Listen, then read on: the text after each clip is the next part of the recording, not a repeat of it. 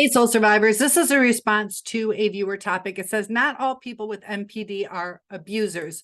Please don't spread this shitty stereotype. Yes, everyone can be a bad person, and that includes people with MPD, but not everyone who has it is an abuser. So I would like to address that. Is the term abuser, I like to utilize the trait of the term toxic a little bit more than as far as abuser, because there are straight up abusers out there, whether they're psychopaths, sociopaths, even just people who are depressed, anxious, whatever, that they are triggered. And when you're in a triggered state, hurt people hurt people. So as far as being an abuser, narcissism is on a spectrum, and we also have to be careful because sometimes they might only have 4 out of the 9 traits. They can be highly close to being somebody with a narcissistic personality disorder. We all have narcissistic traits. And so as far as being an abuser, not all narcissists will cheat, just like not all psychopaths will be killers or serial killers. That there are differences in between each diagnoses. So some may use people sexually, some may not.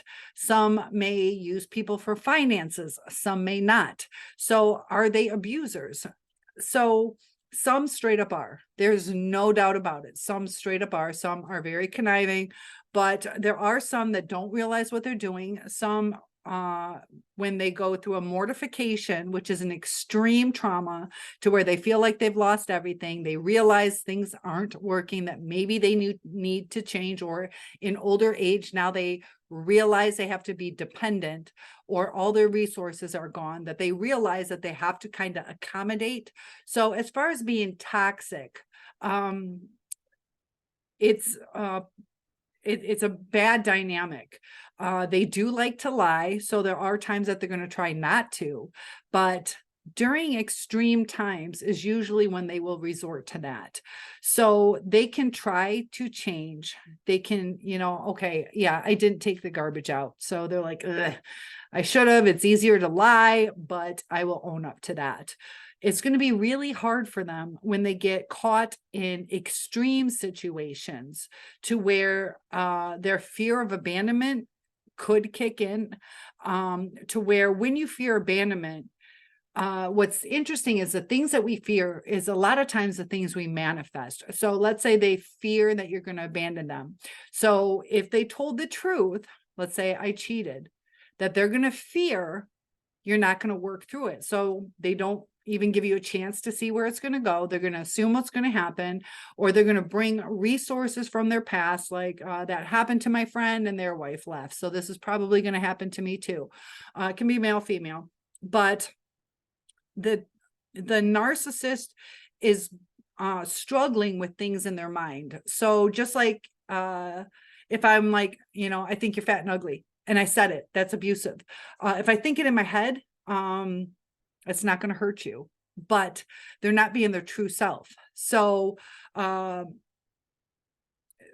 going to have internal struggles, and they may be able to control it some of the times, but their thoughts, you have to be real careful. Your thoughts become your actions, your actions your thoughts become your words become your actions become your destiny. So it starts this toxic cycle. And, when we react to it, or we get too needy because of the dynamics and because of how it changes us, that it becomes toxic. So we're both hurting each other.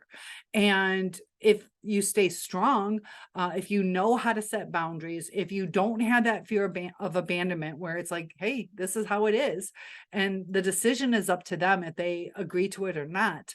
But sometimes we try to control it too. The whole thing starts turning toxic, and neither of us are fulfilled. But as far as, are they always abusers? If you bring it down to the human level, we all have sometimes unintentionally abused people, sometimes with even the greatest of intentions, that we don't want to hurt someone, so we tell a little lie, and that lie causes something else to happen. just like if you don't want to embarrass somebody, so you're like, yeah, that outfit looks good on you, and then they get ridiculed at the party, and then they're angry at you, like, why didn't you just tell me? You could have been honest. And we're like, I didn't want you to feel self-conscious, but because we didn't say anything, and little things like that. So as far as abuse, the gaslighting, the lies, the word salad, it leads to a lot of confusion. And even just the patterns of communication with the word salad, that is actually abusive. And when they do try, it's still in that toxic range, or they can try to a certain point or certain depth, but it's pretty much a lifelong struggle for most of them. So as far as, are all of them abusers? As long as things are going okay, there's times that they can be great to be around. It depends on your relationship with them too. Are you just a coworker or a neighbor? Are you a best friend or an acquaintance kind of friend? The depth of the relationship, the closer you are to them, the more likely it's going to affect you. So I do want to give credit to all the people with narcissistic personality disorder that are trying to overcome this, that are trying to be self-aware to change certain things, because it gets difficult, because sometimes we want to get to know what the person thinks about us. So if they always speak their mind, it could cause problems. And it's a turmoil for them. Like, what do I say? What don't I say? Sometimes they just don't understand it, or they think that they're doing the right thing.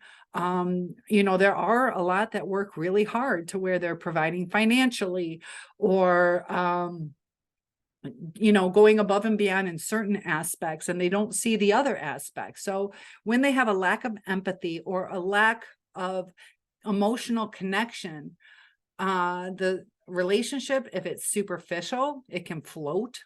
But if it gets deep, then there are more chances for toxicity. So I just wanted to address, just like I keep saying, is that, not all narcissists will be alcoholics or drug users, that there is a full gamut of who they are, but the traits that they have, it's a personality disorder, and it's based on traits. So 5 out of 9, some have 9 out of 9. So not all will be as extreme in their abuse. Sometimes if they don't let you on, or they don't really realize that they picked you so because you were the rich one, that maybe they don't even realize it and things are going along. But when certain things happen, it's real easy to go back to your triggers. And I just wanted to address abusive versus toxic. Both are detrimental to somebody's health. So whether it's a purposeful abuse, because I think sometimes they don't purposely try to hurt us. Sometimes they purposely try to protect us, but it's a toxic relationship. It's not a true relationship, as in a depth of a connection. And just be aware that they don't have the same type of feelings that you do. They don't have the same type of understanding on a lot of things. So their world is seeing things through almost like an opposite lens of you. And that's where things get distorted. It's hard to see eye to eye when you see opposite. Just like if you've ever tried to read backwards, it's a little difficult. It's easier to just read it the way that you're used to. So where do we go from here? We do have to give some grace to people, that nobody's perfect.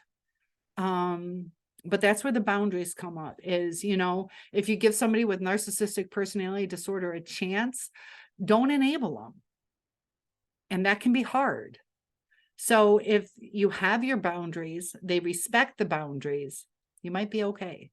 But if they're overcoming those boundaries to where you don't feel safe, whether it's toxic, abusive, or just not a good match, protect yourself and realize that, yeah, we all have narcissistic traits.